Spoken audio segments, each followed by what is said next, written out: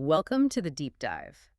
When we think about owning land, we often picture maybe, I don't know, a house or just somewhere quiet to get away. Right, that's the usual image. But what if the real value isn't always the most obvious thing? What if it's not just, a status symbol, but actually kind of a hidden asset? Exactly.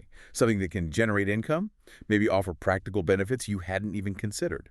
That's what we're getting into today. This deep dive is all about how landowners can tap into, well, some significant, often overlooked value. And we're doing that by looking at strategically leasing out hunting rights.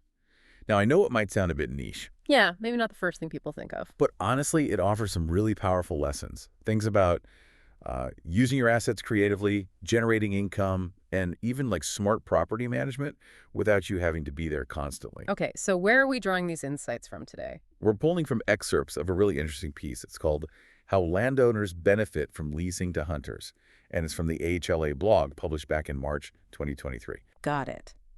So our mission here is to unpack these maybe surprising benefits of hunting leases, turn this recreational idea into, well, a solid strategy for landowners. Because land, it might seem passive, just sitting there, but it really can be, as the article hints, almost like a gold mine for income if you know how to approach it. A gold mine. Okay, I like the sound of that.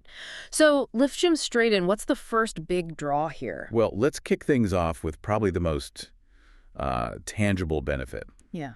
Taking land that's maybe just sitting unused and turning it into an actual income stream. Right, because lots of people might have acreage that's, I don't know, waiting for development or just Yeah. there, not really doing much. Exactly. It might even feel like just an expense, property taxes and all that. Dead capital, sort of. Mm-hmm. But this is where the numbers get interesting. The article mentions potential returns anywhere from $10 up to $50 per acre. 10 to 50 per acre. Per acre, yeah. So think about, say, a 100-acre plot.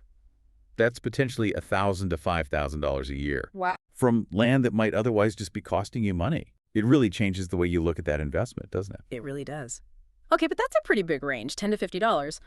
What pushes a property towards that higher end? What makes it more valuable? Good question. There are several things, really.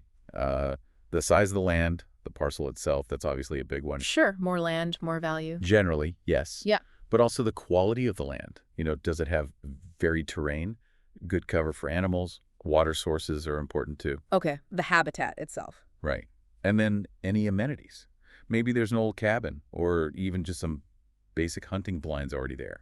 That adds value. Makes sense. But maybe the most crucial factor, the game population. If you've got